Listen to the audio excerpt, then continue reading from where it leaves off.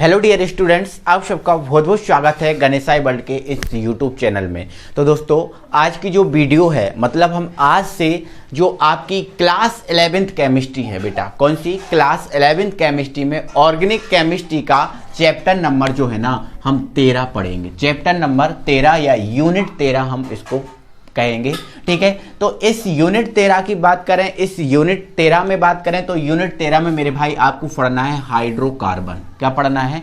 Hydrocarbon. ये जो unit है इस यूनिट का नाम है हाइड्रोकार्बन। तो पहला हमारा क्वेश्चन यही उठेगा कि सर ये हाइड्रोकार्बन क्या है। तो बेटा जो हाइड्रोकार्बन है ये एक ऑर्गेनिक केमिस्ट्री का टॉपिक है। ऑर्गेनिक केमिस्ट्री का टॉपिक है मतलब कार्बनिक रसायन का एक टॉपिक है, ठीक है। तो सबसे पहले जो हाइड्रोकार्बन है ये एक कार्बनिक यौगिक है। क्या है मेरे भाई? कार्बनिक यौगिक है। अब सर कार्बनिक यौगिक तो है, बट ये कैसा कार्बनिक यौगिक है ये भी तो आप समझाओ मेरे भाई। तो जो कार्बनिक यौगिक है ऐसा कार्बनिक यौगिक है, देखो आपको नाम से समझ में आ रहा है हाइड्रोकार्बन। इस हाइड्रो का मतलब क्या है? इस हाइड्रो का मतलब है हाइड्रोजन। इस कार्बन का मतलब क्या है? तो कार्बन का मतलब सीधा साधा मतलब कार्बन, ठीक है। हाइड्रोकार्बन का मतलब क्या है? हाइड्रोजन और कार्बन। हाइड्रोजन और कार्बन, और हाइड्रोजन और कार्बन से जो यौगिक बनेगा, जिस यौगिक का निर्माण होगा वही मेरे भाई हाइड्रोकार्बन होगा। वही मेरे भाई क्या होगा? हाइड्रोकार्बन होगा। हाइड्रोजन और कार्बन के यौगिक मेरे भाई कहलाते हैं आपके हाइड्रोकार्बन। क्लियर हुआ है ना? तो ऐसे कार्बनिक यौगिक जिनमें हाइड्रोजन और कार्बन दोनों उपस्थित होते हैं, उन्हें ही ना मेरे भाई हम कहते हैं हाइड्रोकार्बन।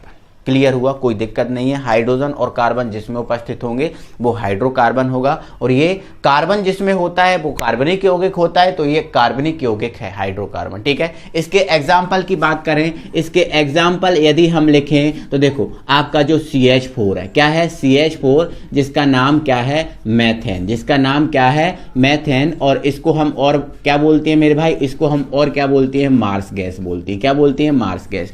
तो जो आपका मैथेन है ये मार्स गैस है, ये आपका हाइड्रोकार्बन है। अब बोलो क्यों है? तो सर इसमें हाइड्रोजन भी है, इसमें कार्बन भी है, इसलिए हाइड्रोकार्बन है, ठीक है। अब मैंने बोल दिया एथेन, C2H6, मैंने बोल दिया एथेन। क्या ये सर हाइड्रोकार्बन है? बिल्कुल मेरे भाई ये हाइड्रोकार्बन है, ठीक है। मैंने बोल दिया ग्लूकोज, मैंने क्या बोल दिया मेरे भाई? ग्लूकोज बोल दिया। ग्लूकोज का सूत्र क्या होता है? ग्लूकोज का सूत्र होता है C6H12O6। क्या सर ये हाइड्रोकार्बन है? बिल्कुल मेरे भाई ये हाइड्रोकार्बन है। बिल्कुल मेरे भाई ये क्या है? हाइड्रोकार्बन है, ठीक है। चलो मैंने फ्रक्टोज बोल दिया, मैंने शक्कर बोल दिया, ये सब स्टार्च बोल दिया, सेलुलोज बोल दिया, सब ना मेरे भाई हाइड्रोकार्बन है, ठीक है। अब मैंने बोल दिया कि C2H5OH, मैंने बोल दिया एथिल एल्कोहल। क्या बोल दिया? Ethyl alcohol. सर ये हाइड्रोकार्बन है? बिल्कुल मेरे भाई हाइड्रोकार्बन है। क्यों? क्योंकि इसमें हाइड्रोजन भी है और कार्बन भी है, ठीक है। तो ये आपका क्या है? Ethyl alcohol. या फिर हम इसका IUPAC नाम की बात करें तो इसका IUPAC नाम क्या होता है? एथेनॉल होता है, ठीक है। इसी प्रकार अगर मैं CH3OH लिख दूं तो मेथिल एल्कोहल, IUPAC नाम मेथेनॉल, ये भी हाइड्रोकार्बन है। अगर मैं लिख दूं क्लोरोबेंजीन, क्या लिख दूं मेरे भाई? क्लोरोबेंजीन, ठीक है। क्लोरोबेंजीन क्या होता है? C6H5Cl। या फिर हम इसका रिंग में संरचना में अगर लिखें तो रिंग के ऊपर जो Cl है वो आपका क्लोरोबेंजीन। ये क्लोरोबेंजीन भी मेरे भाई हाइड्रोकार्बन है, ठीक है, क्योंकि हाइड्रोजन भी है कार्बन भी है। और अन्य यौगिक है उनसे मतलब नहीं है, हम पहचानेंगे कि हाइड्रोजन है क्या कार्बन है, बस हाइड्रोजन और कार्बन है वही हमारा हाइड्रोकार्बन मेरे भाई हो जाता है, ठीक है। इसके बाद अगर हम फिनॉल की बात करें तो फिनॉल क्या होता है? रिंग के ऊपर OH, या फिर C6H5OH, ये हमारा क्या होता है? फिनॉल होता है। क्या होता है? फिनॉल। ये भी आपका हाइड्रोकार्बन। इस प्रकार से मेरे भाई लाखों करोड़ों, मैं नहीं बोल रहा हूं 1, 10, 100 या 1000 नहीं बोल रहा हूं, लाखों करोड़ों हाइड्रोकार्बन है मेरे भाई, करोड़ों हाइड्रोकार्बन है, ठीक है। और मेरे भाई इन हाइड्रोकार्बन की बात करें तो इन हाइड्रोकार्बन का हमारे दैनिक जीवन में बहुत महत्व है। हमारे दैनिक जीवन में बहुत महत्व है। अगर और ज़्यादातर हम बात करें तो अगर हम जीवित हैं आज हमको आपको दिखाई दे रहे हैं, आप हमें दिखाई दे रहा हो, इसका सिर्फ कारण है हाइड्रोकार्बन। क्यों? ऐसा क्या है सर? मेरे भाई जो आपको प्रोटीन है, प्रोटीन आप खाते हो, आप वसा, कार्बोहाइड्रेट है ना, न्यूक्लिक अम्ल, डीएनए, आरएनए, ये सब हाइड्रोकार्बन है। सब में कार्बन है, सब में हाइड्रोजन है, सब हाइड्रोकार्बन है। और सब हाइड्रोकार्बन होने के कारण मेरे भाई हम क्या हैं? जीवित हैं। तो हाइड्रोकार्बन का हमारे दैनिक जीवन में बहुत महत्व है। ठीक है, तो आप लिख लो 1 मिनट, है ना। हाइड्रोकार्बन का हमारे दैनिक जीवन में बहुत ज्यादा योगदान है, बहुत ज्यादा योगदान है। इनका ईंधन के रूप में मुख्य रूप से उपयोग किया जाता है। मुख्य रूप से हाइड्रोकार्बन का उपयोग कहाँ किया जाता है मेरे भाई? ईंधन के रूप में किया जाता है। ठीक है, ईंधन के रूप में इसका मुख्य रूप से उपयोग किया जाता है। जैसे केरोसिन हाइड्रोकार्बन है, डीजल हाइड्रोकार्बन है ना, जो पेट्रोल हाइड्रोकार्बन है, कोल गैस क्या होती है? CO+H2, CO+H2 हाइड्रोकार्बन है। क्या है? हाइड्रोकार्बन है। ठीक है, कोल गैस। इस टाइप से मेरे भाई हाइड्रोकार्बन का हमारे दैनिक जीवन में बहुत बहुत बहुत ज्यादा योगदान है। तो hydrocarbon is a important topic हमारे लिए। ठीक है, चलो ये तो हुआ हमारा हाइड्रोकार्बन। अब इससे रिलेटेड हम चीजों को जानते हैं। अब मेरे भाई हम कुछ जो हाइड्रोकार्बन है या फिर कार्बनिक यौगिक है, इस हाइड्रोकार्बन या कार्बनिक यौगिकों की कुछ श्रेणियों पे बात करेंगे। अब वैसे अगर बात करूं मेरे भाई तो ये जो श्रेणी है, इन श्रेणी को हम पहले पढ़ चुके हैं। जो हमने ऑर्गेनिक केमिस्ट्री की पहली यूनिट 12 यूनिट हमने पढ़ी थी, उस यूनिट में हम इन श्रेणियों को पढ़ चुके हैं। ये हमारा डबल है। ठीक है, अब इसमें और चीज़ें आपको इसमें संबंधित पता चलेंगी। ठीक है, देखो आपका देखो हाइड्रोजन जो हाइड्रोकार्बन की श्रेणियां हैं मेरे भाई, वो आपकी 3 श्रेणियां हैं, एल्केन, एल्कीन और एल्काइन। मुख्य रूप से 3 ही श्रेणी है, बट एक चौथी श्रेणी को हमने इसमें ऐड कर दिया, एल्किल श्रेणी। क्या है? एल्किल। इसको हम अंत में आपको बाद में बता देंगे, कोई दिक्कत नहीं। ठीक है, चलो अगर मैं एल्केन श्रेणी की बात करूं मेरे भाई, तो एल्केन श्रेणी में जो आपका प्रत्येक कार्बन, देखो आपको पता है जो कार्बन है, कार्बन में एक श्रृंखला का गुण पाया जाता है। कार्बन में क्या हो जाता है? श्रृंखला का गुण पाया जाता है। ठीक है, श्रृंखला का गुण पाया जाने के कारण कार्बन के कई परमाणु, बहुत सारे परमाणु आपस में जुड़ते जाते हैं और एक बड़ी श्रृंखला का निर्माण हो जाता है। ठीक है, तो एल्केन श्रेणी का यदि कोई यौगिक है, एल्केन श्रेणी का कोई यौगिक है और वो आपस में जुड़कर एक बड़ी श्रृंखला का निर्माण कर रहा है, तो एल्केन श्रेणी का वो कार्बन ना आपका सिंगल बॉन्ड से जुड़ेगा। मतलब कहें तो एल्केन श्रेणी में प्रत्येक कार्बन जो है ना सिंगल बॉन्ड से जुड़ता है, सिंगल बॉन्ड से जुड़ता है। ठीक है, एल्कीन श्रेणी में अगर बात करें तो प्रत्येक कार्बन डबल बॉन्ड से जुड़ता है। एल्काइन की बात करें तो प्रत्येक जो कार्बन है वो ट्रिपल बॉन्ड के साथ जुड़ता है, ट्रिपल बॉन्ड के साथ जुड़ता है। ठीक है, इस पे हम बाद में बात करेंगे, या अभी बात कर लो, एल्किल में भी सिंगल बॉन्ड से जुड़ता है। ठीक है, क्यों जुड़ता है? अब इसका भी कारण है मेरे भाई। तो पहले हम यहाँ इसका आपको सूत्र दिखा देते हैं। जो एल्केन श्रेणी है मेरे भाई, इसका जो सूत्र है वो होता है CnH2n+2 होता है, H2n+2 होता है, CnH2n+2 होता है। ठीक है, अब यहां पर इसका मतलब क्या है? इसका मतलब मेरे भाई ये है कि यदि n के स्थान पे हम 1 रखेंगे, ठीक है, n 1 रखेंगे तो H कितना है आपका? 2n+2। मतलब H आपका जो हैगा, जो कार्बन का जो है उसके दोगुने से कितना अधिक होगा? 2 अधिक होगा। जैसे मान के चलो मैंने कार्बन को कितना रख दिया? 1 रख दिया। कितना रख दिया? 1। तो H कितने होंगे? है ना, H कितने होंगे? दोगुने से 2 अधिक, है ना। अब यहां देखो दोगुने से ये दोगुना, देखो n का दोगुना 2n और +2 दोगुने से 2 अधिक, मतलब यहां मुझे क्या रखना पड़ेगा? 2 × 1 + 2, है ना। या फिर हम ऐसा कहें 2 दूनी 4, 2 दूनी 4, तो डायरेक्ट यहां पर कितना आ जाएगा मेरे भाई? 4। अब देखो कैसे समझोगे आप। जैसे मान के चलो आपने कार्बन 1 रखा और H कितना रखना है? दोगुने से 2 अधिक, मतलब 1 का दोगुना कितना होता है? 2, और 2 से 2 अधिक करेंगे तो कितना आ जाएगा? 4 आ जाएगा। तो मुझे कितना रखना पड़ेगा? H कितना रखना पड़ेगा? 4 रखना पड़ेगा। कितना रखना पड़ेगा? 4 रखना पड़ेगा। यदि मैं C की जगह मेरे भाई 2 रख दूं तो इस H 2 का दोगुने से 2 अधिक करना पड़ेगा। H मुझे दोगुने से 2 अधिक लेना है, तो 2 का दोगुना कितना हो गया? 4, और 4 से 2 अधिक कर दिए तो कितने हो गए? 6 हो गए। तो यहाँ पर मुझे कितना रखना पड़ेगा? 6 रखना पड़ेगा। अब अगर मैं इस संरचना को तोड़ूं, अब यदि संरचना को तोड़ूं तो ये हमें CH3 सिंगल बॉन्ड CH3 मिल गया। देखो C इधर 2 है तो इधर भी आप देख लो 1 और 1 2, H कितने हैं 6 और 3 और 3 6। मतलब यहाँ पर जो आपके 2 कार्बन थे और 2 कार्बन आपस में किस बॉन्ड से जुड़ गया, सिंगल बॉन्ड से जुड़ गया ना मेरे भाई, सिंगल बॉन्ड से जुड़ गया ना। तो बस यही बताया था कि इसमें जो एल्केन श्रेणी में प्रत्येक कार्बन सिंगल बॉन्ड से जुड़ता है। ठीक है, देखो और दिखाता हूँ। यदि कार्बन की जगह में मेरे भाई में रख दूँ 3, है ना, तो H मुझे कितने लेने पड़ेंगे, दोगुने से 2 अधिक लेने पड़ेंगे। अब दोगुने से 2 अधिक का मतलब 3 है तो 3 का दोगुना 6, 6 से 2 अधिक कितना 8, है ना। अब मेरे पास कितने कार्बन है 3 और हाइड्रोजन कितने हैं 8। ठीक है, तो आपका अगर ये किसको इस टाइप से लिखूंगा तो कैसे लिखूंगा, CH3 CH2 single bond CH3। देखो आप 3 कार्बन है 1 2 3, H कितने हैं 3 2 5 और 3 8। प्रत्येक कार्बन सिंगल बॉन्ड से जुड़ा ना मेरे भाई। तो यदि मेरे भाई इस श्रेणी का कोई यौगिक है तो वो प्रत्येक कार्बन कितने से जुड़ेगा, सिंगल बॉन्ड से जुड़ेगा। ठीक है, इस प्रकार से अगर C4 लेंगे तो H आपको लेना पड़ेंगे 10। ठीक है, तो इसका नाम क्या है, मैथेन। इस बन ना लिखो तो कोई दिक्कत नहीं है। इसका नाम है मैथेन, इसका नाम है एथेन, इसका नाम है प्रोपेन और इसका नाम है ब्यूटेन। ये चीज़ें आप जो ऑर्गेनिक केमिस्ट्री की आपने पहली यूनिट पढ़ी थी, इस यूनिट में वो आप पढ़ोगे, वो चीज़ें वहाँ से आपकी ये चीज़ें क्लियर हो जाती हैं। ठीक है, अगर आपने उस वीडियो को नहीं देखा है, उस यूनिट को नहीं पढ़ा, तो पहले आप उस यूनिट को पढ़ लीजिए, फिर इस यूनिट को पढ़ने में आपको मज़ा आएगा। ठीक है, चलो, तो यहाँ से आपको ये चीज़ें ध्यान रखनी। इसका अगर सामान्य सूत्र की बात करें तो इसका सामान्य सूत्र होता है CnH2n।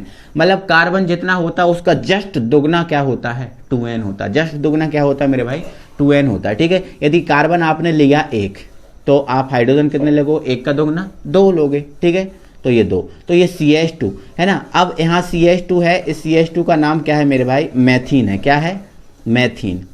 मैथीन या फिर इसको हम मैथिलीन भी बोलते हैं। क्या बोलते हैं मेरे भाई, मैथिलीन भी हम इसको बोलते हैं, कोई दिक्कत नहीं। ठीक है, अगर C2 लेंगे तो H क्या करना पड़ेगा 4, H क्या करना पड़ेगा 4। ठीक है, अब H 4 कर देंगे तो इसका नाम क्या हो जाएगा, एथीन या एथिलीन हो जाएगा, कोई दिक्कत नहीं। ठीक है, चलो मैं इसको लिखने का बता रहा हूँ तरीका। देखो इसमें अब इसमें 1 कार्बन था इसलिए मैंने लिख के नहीं बताया। अब इसमें 2 कार्बन आ रहे हैं तो कैसे डबल बॉन्ड से इसको जोड़ना पड़ेगा। देखो आपको ये तो पता ही है, कार्बन जो होता है ना मेरे भाई, कार्बन की बैलेंसी कितनी होती है, 4 होती है। कितनी होती है, 4। मतलब कार्बन हर हालत में अपने चारों ओर 4 बॉन्ड रखता है। अब वो 4 बॉन्ड आपके है ना डबल बॉन्ड करके भी आ सकते हैं या ट्रिपल सिंगल भी आ सकता है, कोई दिक्कत नहीं।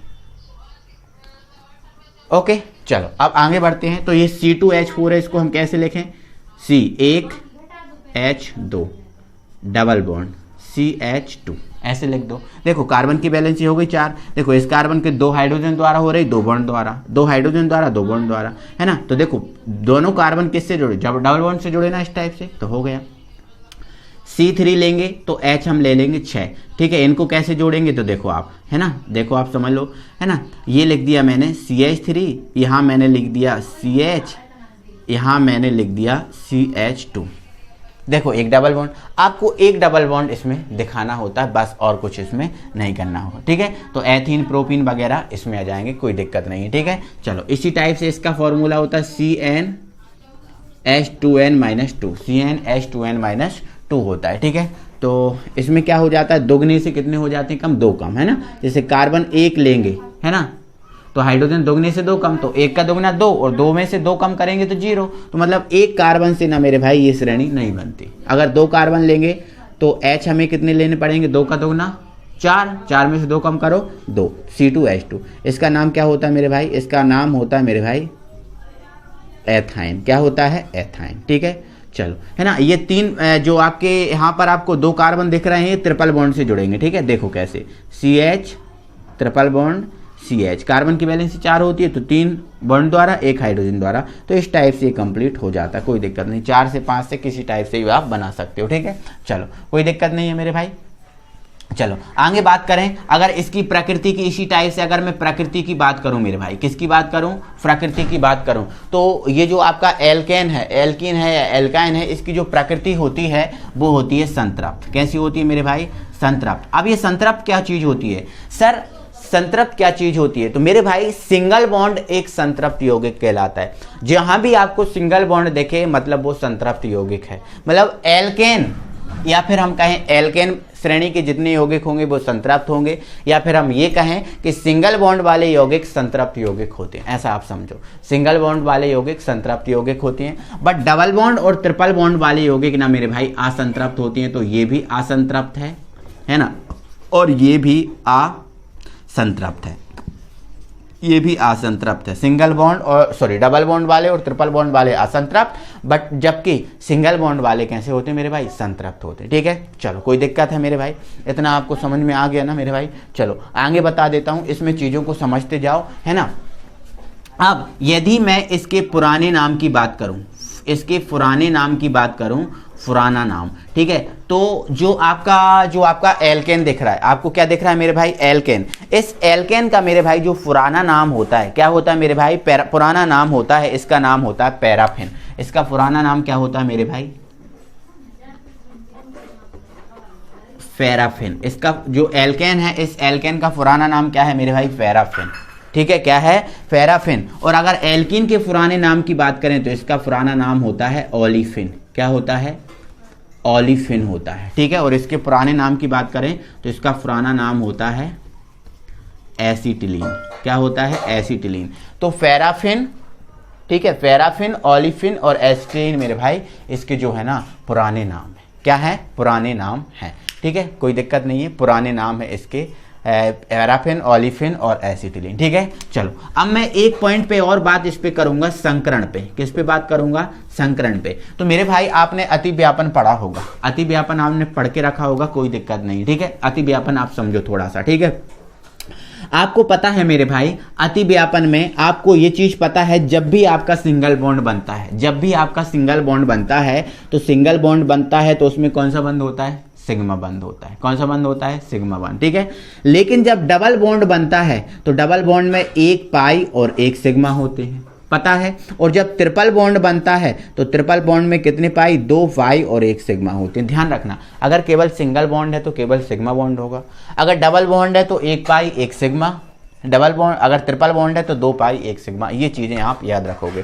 ठीक है, तो ये जो संकरण निकाल रहे हैं ना मेरे भाई, संकरण हम सिग्मा बॉन्ड के आधार पर निकाल रहे हैं। ठीक है, अब यदि आपको कभी दो सिग्मा मिल जाए, दो सिग्मा मिल जाए, देखो आपको संकरण पता है ना, sp होता है sp स्क्वायर, spq है ना, sp3d है ना, sp3d स्क्वायर और sp3dq, ये होते हैं ना। देखो इसमें दो हैं, इसमें तीन है, इसमें चार। देखो s का एक, p का एक, दो, s का एक, p के दो, तीन, s का एक, p के तीन, चार। ठीक है, s का एक, p के तीन, d का एक, ये कितने हो गए, पांच, यहाँ पर छह, यहाँ पर सात। कहने का मतलब मेरे भाई ये है, यदि दो रहा, आपके पास दो आ रहा है, दो सिग्मा आ रहे हैं, तो आपका संकरण क्या हो जाएगा मेरे भाई, sp हो जाएगा, है ना। यदि आपके पास तीन सिग्मा आ रहे हैं, तीन सिग्मा आ रहे हैं, आपके पास कितने आ रहे हैं, तीन सिग्मा, तो sp2 होगा, है ना। चार सिग्मा आ रहे हैं तो आपका sp क्यूब होगा, पांच सिग्मा आ रहे हैं तो sp आपका होगा 3d होगा। कोई दिक्कत मेरे भाई, इतना आप समझ गए ना, कोई दिक्कत नहीं है। ठीक है, तो अब मैं बढ़ता हूं आगे।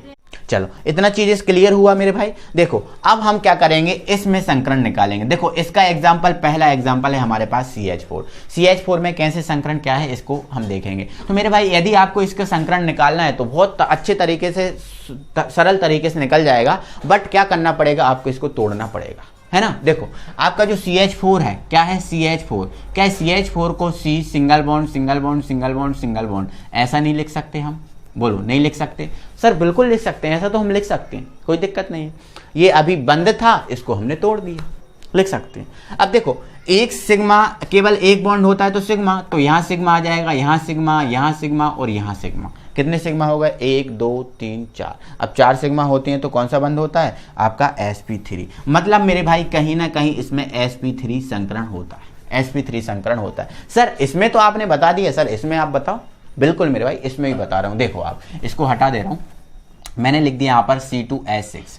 ठीक है, इसको तोड़ो तो एक C इधर, एक C इधर, कितने H है हमारे पास, 6 है। ठीक है, 1 2 3, 1 2 3, ऐसे हम जोड़ सकते हैं। H को अलग अलग करना है, सबको अलग अलग जोड़ देना है आपको। ठीक है, चलो अब सिग्मा देखो आप, यहाँ सिग्मा, यहाँ सिग्मा, यहाँ सिग्मा, यहाँ सिग्मा, यहाँ सिग्मा, यहाँ सिग्मा, यहाँ सिग्मा। क्लियर हुआ।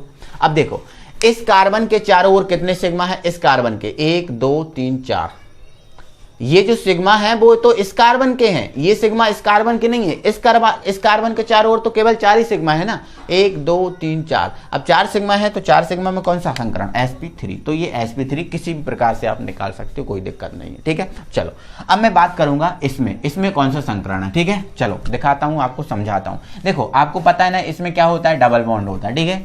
तो देखो आपका जो CH2 है, इसमें डबल बॉन्ड कहीं ना कहीं होगा, है ना, क्योंकि एक ही कार्बन है तो डबल बॉन्ड अंत में जुड़ा होगा इसमें, ठीक है। चलो तो इसको तोड़ो पहले, इसको अगर हम तोड़ेंगे तो यहाँ एक H इधर, एक H इधर, H।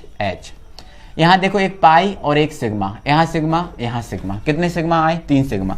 3 सिग्मा होने के कारण इसमें sp2 संकरण होगा, sp2 संकरण होगा, ठीक है। ऐसे CH4 में भी निकालेंगे, है ना। तो देखो CH4 में अगर मैं निकाल के दिखाऊं, सॉरी C2H4, है ना, C डबल बॉन्ड C, एक H इधर जोड़ दो, एक H इधर जोड़ दो, एक H इधर, एक H इधर, देखो 4 H हो गए। यहाँ सिग्मा, यहाँ एक पाई और एक सिग्मा। तो इस कार्बन के चारों ओर देखो 3 सिग्मा है, 3 सिग्मा होने के कारण कौन सा, sp2, तो sp2 आ जाएगा। इसी टाइप से अगर हम इसमें निकालेंगे यही चीज, तो जैसे हमारे पास एग्जाम्पल यही है, ठीक है। तो C2H2 ही है, तो ये C2 और ये H2, तो C ट्रिपल बॉन्ड से जोड़ दो, ठीक है, H यहाँ जोड़ दो, H यहाँ जोड़ दो, है ना। यहाँ सिग्मा। अब दो यहाँ पर क्या है मेरे दिख रहा है 3 बॉन्ड दिख रहा है ना, तो 2 पाई होंगे और एक सिग्मा। तो इस कार्बन के चारों ओर कितने सिग्मा, 2 सिग्मा, और 2 सिग्मा होने के कारण क्या, sp, मतलब इसमें होता है ना मेरे भाई sp संकरण होता है। तो कहीं ना कहीं आपने एल्केन, एल्कीन और एल्काइन को भी समझा और उसके साथ इसकी जो है ना अंतर भी समझा, है ना। अंतर में आपने पहला पॉइंट आप डाल लेना वंध्यता, दूसरा पॉइंट आप डाल देना सूत्र, तीसरा पॉइंट है इसको आप बचा के रखना, ये तीसरा पॉइंट अभी बचा के रखना, ठीक है। चौथा पॉइंट, तीसरा आप डाल देना इसको, चौथा आप डाल देना इसको, 5वां डाल देना आप इसको, और 6वां डाल देना मेरे भाई आप इसको, और 6वां दे देना आप उदाहरण करके। तो कहीं ना कहीं आपका ये अंतर भी कंप्लीट हो गया और एल्केन, एल्कीन, एल्काइन को भी आपने कंप्लीट किया। समझे कि नहीं, एक एक चीज समझ गए होगे, मैंने तो आपको क्लियरली समझाया है, ठीक है। अगर फिर भी कोई डाउट लगता है, आपको लगे कि डाउट है, तो मुझे कमेंट बॉक्स में कमेंट करके मुझे बता सकते हैं, कोई प्रॉब्लम नहीं है, ठीक है। अब मैं थोड़ी सी एल्किल की बात कर रहा हूं, ठीक है। अब एल्किल की बात कर रहा हूं, इन सबको हटा के मैंने एल्किल को अलग से बात कर रहा हूं, ठीक है। तो मेरे भाई जो एल्किल होता है, एल्किल का जो सूत्र होता है वो होता है CnH2n+1 होता है। मतलब इसमें जो कार्बन होंगे, इसमें हाइड्रोजन होंगे कार्बन के दुगने से एक अधिक होगा। यदि मेरे भाई कार्बन 1 है तो दुगने से एक अधिक, 1 का दुगना 2 और 1 अधिक मतलब 3, ठीक है, मतलब CH3, और इसका नाम होगा मैथिल। आपको पता है ना मेरे भाई, इसका नाम जो एल्किल है, क्या है एल्किल, देखो इसमें बताता हूं, है ना। एल्किल, इसका प्रत्यय क्या है, एल है, क्या है, एल है, प्रत्यय क्या है, एल। और एक कार्बन को हम क्या बोलते हैं, मैथ, और मैथ में एल जोड़ेंगे तो मैथिल। अगर इसी की बात करें तो इसका प्रत्यय क्या होता है मेरे भाई, एन होता है, इसका प्रत्यय क्या होता है, ईन होता है, इसका प्रत्यय क्या होता है, आयन होता है, क्या होता है, आयन। देखो अब हम जैसे एक कार्बन को मैथ में एन जोड़ देंगे मैथेन, एथ में एन जोड़ देंगे एथेन, प्रोपेन, एन जोड़ाना सब में, ठीक है। ऐसे ही इसमें, है ना। तो आप ये चीजें मैंने प्रत्यय वाला इसलिए नहीं बताया ताकि, क्योंकि आपको पहले से पता है ना इस चीज का, इसलिए नहीं बताना, ठीक है। चलो तो ये मैथिल हो जाएगा, है ना। यदि 2 कार्बन लेंगे तो H हमें कितने लेने पड़ेंगे, 5, कितने लेने पड़ेंगे, 5, ठीक है। और मेरे भाई सब में इनमें सिंगल बॉन्ड होगा, ठीक है। तो इसका नाम क्या हो जाए, 2 के लिए एथ में एल जोड़ देंगे, एथिल। 3 कार्बन लेंगे तो H लेने पड़ेंगे 7, है ना। तो इसका नाम क्या हो जाएगा, प्रोपिल, क्या हो जाएगा, प्रोपिल, ठीक है। और ध्यान रखना ऑर्गेनिक केमिस्ट्री में जो आपकी एल्किल श्रेणी है, इस एल्किल श्रेणी को हम R से व्यक्त करते हैं, किससे व्यक्त करते हैं, R से, है ना। और R की जगह पे हम CH3 भी ले सकते हैं, C2H5 भी ले सकते हैं, C3H7 भी ले सकते हैं, ठीक है। इसके अलावा और भी यौगिक आएंगे वो हम ले सकते हैं, किसकी जगह, R की जगह। तो ध्यान रखना, R हमारा एल्किल श्रेणी को R से व्यक्त करते हैं और R की जगह पे इन चीज़ों को हम ले सकते हैं। R की जगह हम CH3 रख सकते हैं, है ना, C2H5 और C3H7 कुछ भी रख सकते हैं। R का मतलब होता है एल्किल। क्लियर हुआ, कोई दिक्कत नहीं है। आई होप आपको समझ में ये चीज़ें आ गई होगी, ठीक है।